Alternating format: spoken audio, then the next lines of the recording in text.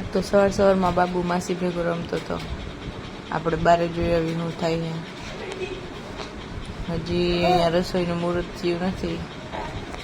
અહીંયા જો બાબુડિયાના ગોદડા ગાદલા સુકાઈ. ત્યાં તો થોડીક વાર થઈને તો મમ્મીએ રોટલી બનાવી દીધી, પણ રોટલી મને મમ્મીની તરત ના ભાઈ, મારે એને કડક કરીને ખાવી પડી, કેમ કે મારે ચા પીધી ખાવી હતી.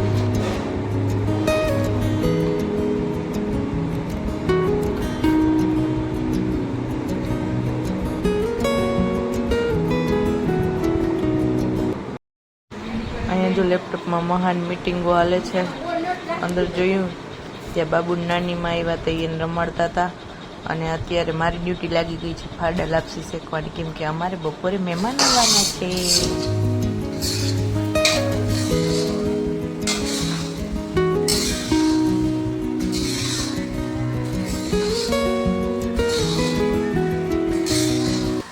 પછી મને થોડી આળસ આવી એટલે મેં કામ પકડાવી દીધું મારા મમ્મીને. પછી ત્યાંથી ગયું અંદર જઈને જોયું તો બાબુ એના મામા ભેગો રમતો હતો.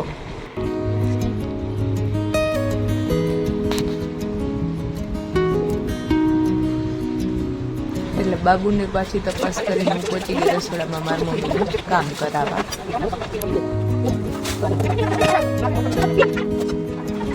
થોડીક વાર થઈ ત્યાં તો જમવાનું તૈયાર થઈ ગયું અને અમે બેસી ગઈ છીએ જમવા, કેમ કે મહેમાનને હજી લાગે છે કલાકની વાર. થોડીક જ વારમાં મહેમાન આવી જાય છે, જે છે મારા મામાની. એ બેસી જાય છે જમવા, મારી મમ્મી એને પીરસે છે. ચલો કન્ટિન્યુ કરીએ. જમણવાર બાદ અમે થોડીક બેસીને બેઠક કરીને મીટિંગ કરી અને થોડી ઘણી ગોસિપ પણ કરી દીધી. મામાની ઘરે નીકળી ગયા ને થોડીક જ વાર થઈ ત્યાં તો અમને ખબર પડી કે અમારે તો શોપિંગ કરવા જવાનું છે, એટલે અમે ત્રણે નીકળી ગયા શોપિંગ કરવા. મફત દેખાતો નહીં.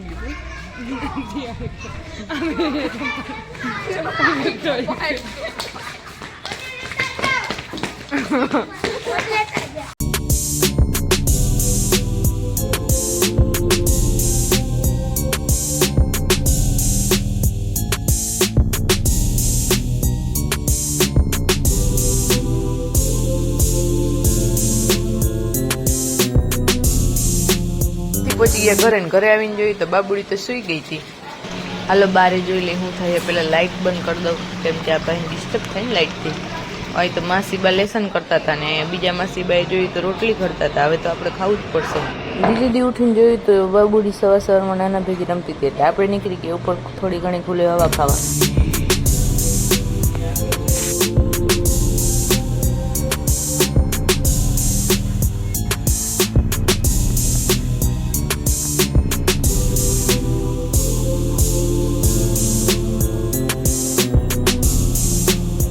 ત્યાં તો થઈ જાય બપોર. અને અહીંયા જો મેં બટેકાનું શાક વઘાર લીધું છે, થોડુંક જ છે કેમ કે મારા ભાઈને એકને જ ખાવાનું હોય.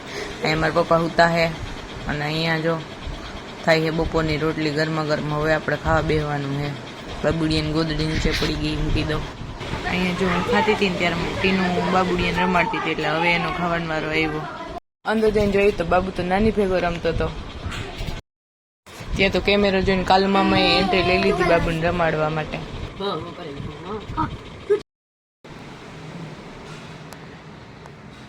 છાટા આવે છે, હું જાઉં ઉપર કપડાં લેવા, કેમ કે 2-3 દિવસના કપડાં સુકાઈ કાઢવા.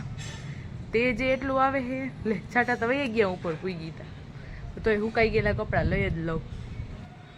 સીડી નથી દેખાતી, કપડાં હાથમાં છે એટલે. લાલુભાઈ હોમવર્ક કરે.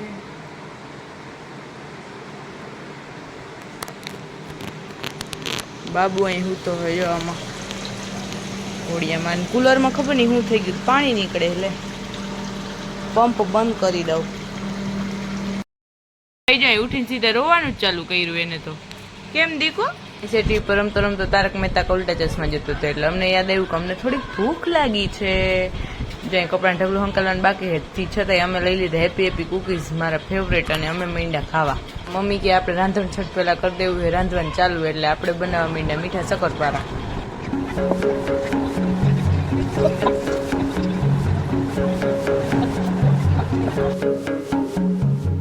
સાંજે આવી ગયો ઘરેથી બાબુ ને પપ્પાનો વિડીયો કોલ, એટલે બાબુ કરવા માંડ્યા અને પપ્પા અને નાની સોરી દાદીમાં અરે વાતો હમણાં નાની નાની કરીને ધરણ નાનીમાં બોલાઈ ગઈ.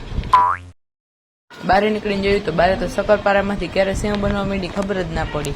મમ્મી બનાવતા હતા અહીંયા સેવ. અમારે છઠ પહેલા જ છઠ બની ગઈ હતી, કેમ કે છઠને દિવસે ઘણા બધા મહેમાન ભેગા થવાના હતા, તે દિવસે રાંધવાનો મેળ ના આવે એટલે મેં આગલા દિવસે છઠ કરી લીધી હતી. દિવસે સવારમાં જ મને ભૂખ લાગી ગઈ હતી એટલે મારો ભાઈ લઈ આવ્યો હતો અમૂલની ચોકલેટ કેન્ડી, જે મારી ફેવરેટ છે. જોકમાં ખાવાનું હોય ને એ બધું મારી ફેવરેટ જ હોય.